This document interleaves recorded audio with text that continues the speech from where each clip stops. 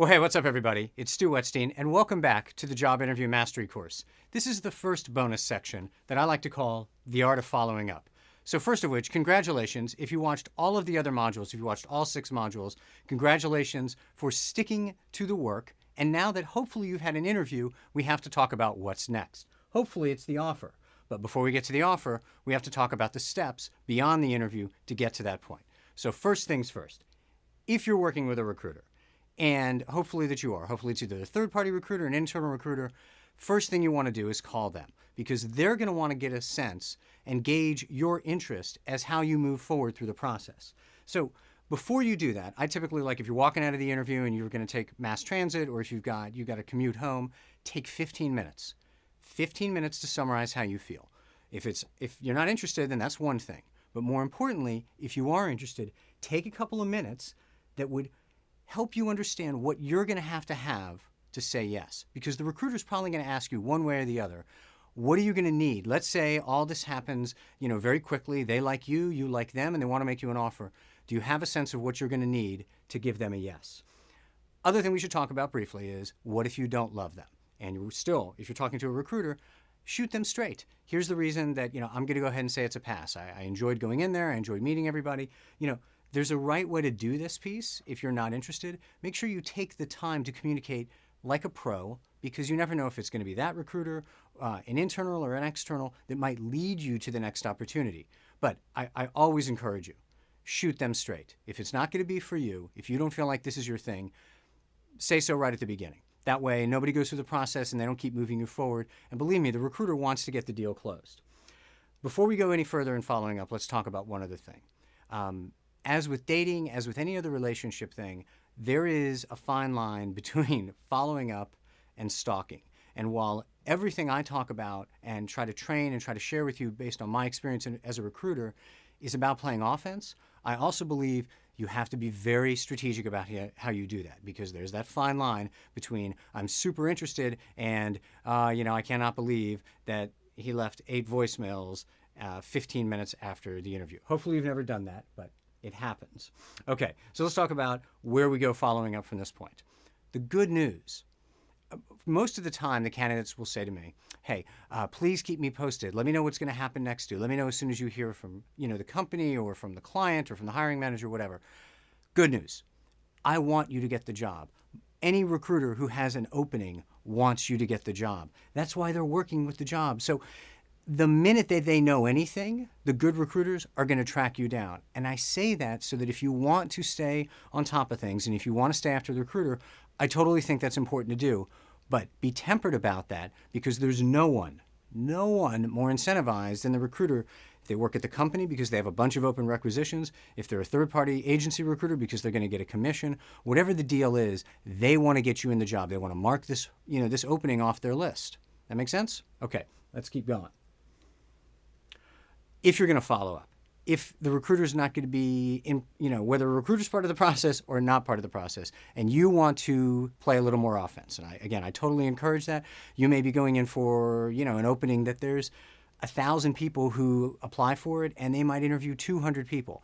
I totally applaud playing offense, and there are ways to do that. There are right ways, and then there are ways that can actually harm you in the process because you end up looking. Instead of interested or enthusiastic, you end up looking desperate. So let's talk about the ways that, as a recruiter, this is how I do things.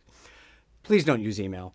You don't want to give that as an out because if you're going to use an email and say you're trying to stay on top of someone, a hiring manager or a boss or somebody to get you in there, to get you that next step, and you want to show your enthusiasm and your spirit and who you are as a person and a professional and all of those things, it is very hard to do that stuff through email.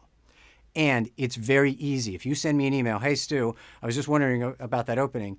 If I want to avoid the issue, and I'm not saying I have, but I'm just saying as a recruiter, if I want to avoid the issue, it's easy now for me to say, oh, cool, I got the opening here. Hey, you know what, Stu, it's not going to work out. Sorry. Don't use email. Recruiters never, ever settle for email. You want the feedback directly. You want to hear from a recruiter. You want to hear from an HR professional, the hiring manager. Whoever's making that call, you want to get that feedback directly so that you can know where you're going next step-wise. Okay, let's talk about some rules. Even though time kills all deals, and I want you to move swiftly, I want you to recognize you can really only do this stuff once.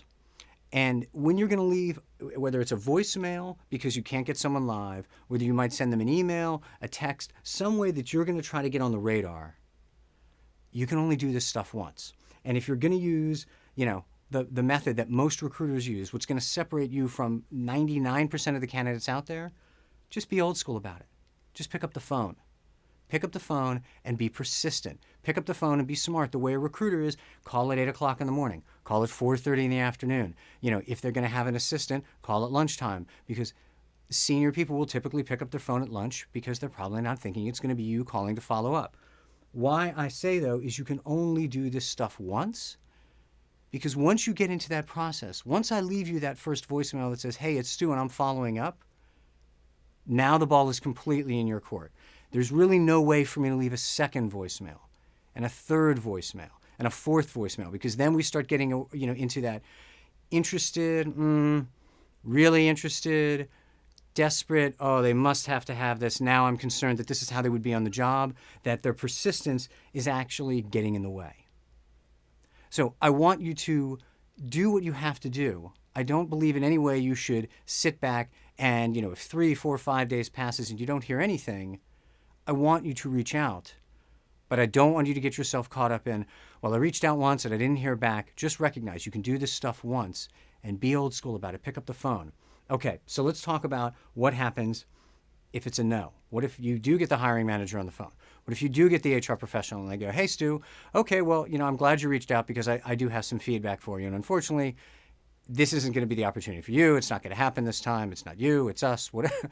However, all the ways that news can be delivered, okay, cool. No worries.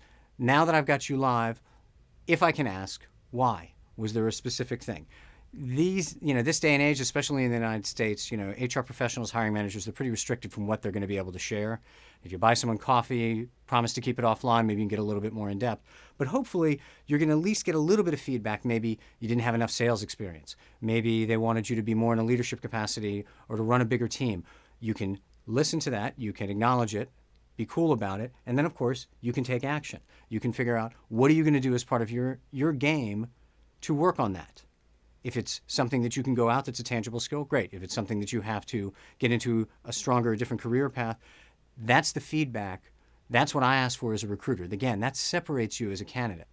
Let's talk about the solution for any anxiety as you're going through this feedback process. Because one of the things that I deal with the most with candidates is, even if there's a very set out feedback loop, you go in for an interview, we're going to hear in 3 days, then they say that we're going to hear within 2 weeks.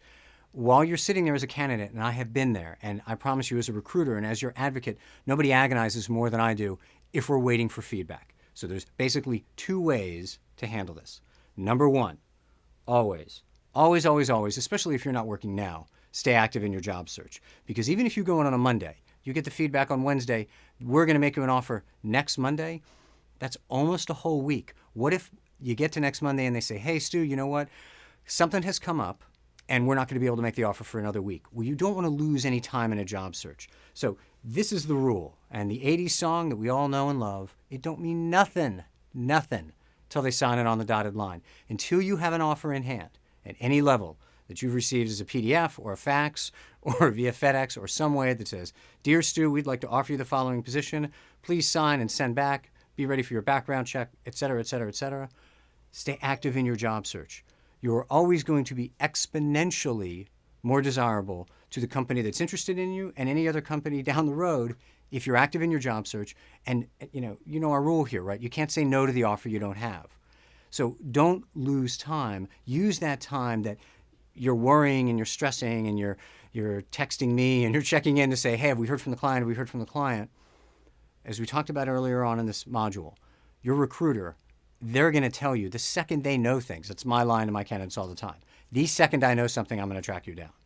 So they're on it. But rather than staying on top of them about the one opportunity or maybe 2 opportunities that a recruiter might be representing you for, stay active in your job search.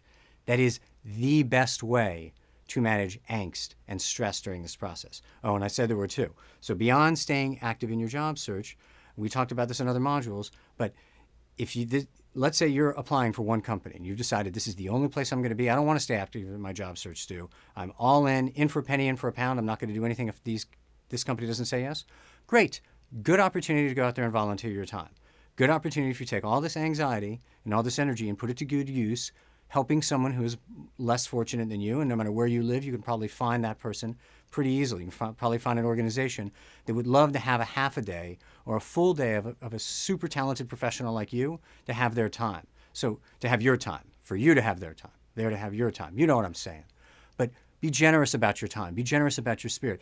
Don't just sit around worrying about this. Do everything you can in the interview. Follow up, again, only once, and then stay active either in your job search or active in your community. That's the best way to manage feedback. That's how I manage feedback as a recruiter. All right, so we're moving on in the next module to the reason we all get up to play the game, the offer. And until then, out there and interview with passion, okay?